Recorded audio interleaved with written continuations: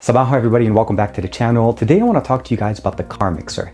It's a mini preamp available for basically our DSLR camera. It's small enough to fit on top of our camera, runs an XLR microphone, dual microphone setup at the top. It still has even a cold true to be able to mount things on top of it. I want to say thank you very much to Saramonic for allowing me to check out the CaMixer, but let's not waste any time. Let me show you why this is very good for your camera setup.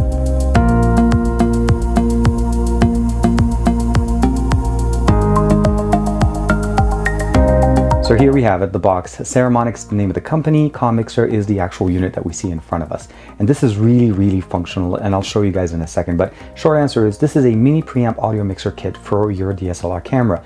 And it really looks like it. You can see it right there. It has a cold true at the bottom of it, and it just mounts on top of your camera to provide you options with what you can do as far as audio inputs into your camera. And there we have it. This is pretty much the contents of the box. We have an instruction manual again, as I mentioned to you guys. Basically the kit itself comes unassembled. So these two microphones are unassembled and you're pretty much getting this together. The top part is mounted. This is a cold true. You're able to basically set it up, remove it, and put it in if you'd like.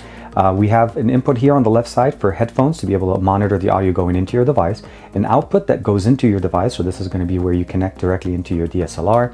On the right side, we have a Mini-XLR that uses this mini to standard XLR adapter that we just basically align the little clips and it mounts directly. And then at this point, you'll have a mono XLR input for your microphone. So you can use a standard regular size microphone. Even if you need phantom power, this will also work with it, as we also have plus 48 volts on the left here to be able to power it. The battery, well, the entire thing is basically powered by one 9-volt battery that you need to provide yourself. It is not included in the box. But the short answer is once you have that in there, you're pretty much set, and it does last quite a bit. The screws on the back, nothing's pretty much special there. We do have a cold true on the top to add additional things. And then you'll notice here we have input 1 and input 2, and that's for these guys, these little microphones. Now they are stereo plugs at the top, so plug one in here and then one in here. And for general purpose, whenever you're using it and let's say your subject is in front of you, you see you're behind the camera, you're pretty much just going to have it pointed out. There's nothing in here for basically monitoring, so that's basically the other side. But in case, let's say you're the subject in front of the camera, this is where it becomes very functional. This little display, once you turn it on, you can see here that it does actually have a voice meter. So I can see here, let me just point them directly to me, and you can basically see where you're performing. You can reduce the audio, you can talk as low as you want, or if your volume is very low, you can bump it up all the way so you can get the audio that you need. At this point, obviously, it's too much, and you do need to figure out a kind of a balance between the output from here and the input on your camera to test out your volume levels. Other than that, you can either monitor the recording or the playback audio, or if you just leave it on, that's pretty much normal. If you're using a phantom power microphone, turn it on here, and you're pretty much set. These two cables are just going to be depending on your camera setup, whatever you're needing. For the most part, I usually pretty much use this. The 3-prong connector I connected at the top on the output, and the 2-prong connector I connect to the input into my DSLR. Now for this one, I'm using my A7 III. All I need to do here is just turn it over. I use the microphone input.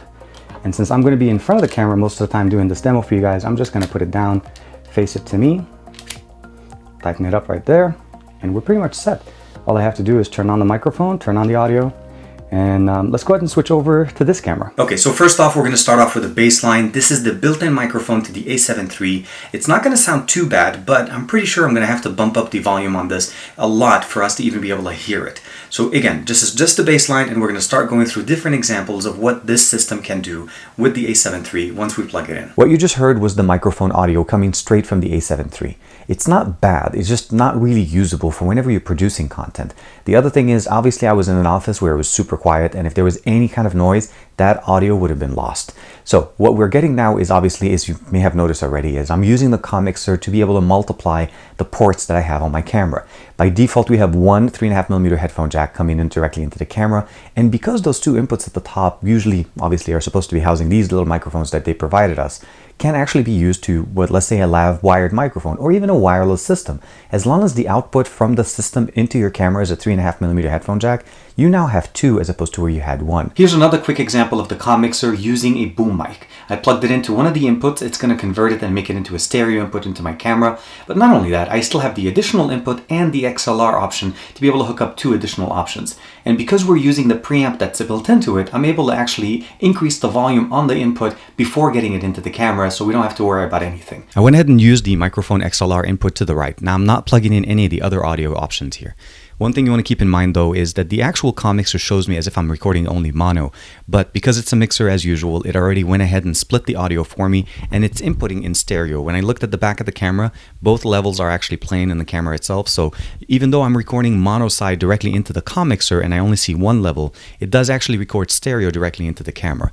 And the really cool thing about this is you don't actually have to just use this input. You can use this on top of the two other inputs that you had before. Went ahead and plugged in both of the little microphones that came in the box. Now these are two small directional microphones. They're not going to be as good as a boom mic, so your boom mic will definitely work a little bit better. They're directional and there's two of them, so you can have one facing forward, one facing backward. Let's say you're interviewing somebody and you want to be able to catch some of your audio as well as your subject. Last but not least, the mixer will take care of all the actual audio as far as amplification and mixing, and provide just a straight stereo input into your camera so that your timeline for audio purposes will just look at stereo input. Everything will be already done for you in camera before you even get into the editor. I went outside just to give you guys a quick, just basically point of reference on how it sound outside. Unfortunately, not a very loud day, but the short answer obviously is indoors or outdoors, this is going to work great. As long as you're within short proximity of the camera, you're going to sound pretty good. Having the actual little display on it just kind of gives you the point of reference, and it'll work pretty good for you. Of course, you can hook up a microphone, do a whole bunch of different things. It's really good to just kind of customize the inputs that you can get on your camera using that 3.5mm headphone jack. And it just gives you so much more options to actually even just monitor the audio before it even goes into your camera. So hopefully this kind of gives you a quick wrap up of what this can do indoors and outdoors. Summarizing what we saw today is we started off with the audio on the camera, and if you're in a really quiet environment, the A7 III with about 40 dBs bumping up in audio is actually usable. But if there was any other noise in the area, of course any kind of background noise, multiplying that background noise by 40 times would have just made the audio non-usable. When we switched over to the actual CaMixer, we had different experiences depending on the input. Now I did for you basically a lav mic, a boom mic, a microphone of course, as well as the microphones that we had on it. But overall, the best experience I got out of all of those options was the actual subject isolation options, which means is the lav mic, which we can use up to 2 of those, or even the microphone using the XLR, as whenever I was able to get the microphone closest to me, the background noise just basically kind of died out. Of course, everything was being transferred in stereo into your camera and it worked great. The 2 little microphones that came with it, they do work great, and I think they work great in outdoors environment because there was that little bit of a hiss in the background, and if you're outdoors, you're probably not going to hear that, and it's just going to get drowned out in the background noise. So overall, I think the overall mixer works great. It amplifies your audio correctly. You're able to fine tune it to the level that you need it, and it will input stereo audio to your camera. And of course, keep in mind, this is the camera system or the setup for the CaMixer that works with DSLRs. They have one for smartphones that uses the same hardware, but it has actually the complementing hardware to support a smartphone as well. So overall, really nice. I want to say thank you very much to Saramonic for allowing me to check out the CaMixer and share with you guys my experience. Let me know in the comments below, what do you guys think of the CaMixer? Is this something that you could use with either your smartphone or your DSLR to be able to produce basically the best sounding content that you can do on your camera? This is TK. I'll see you guys in the next video.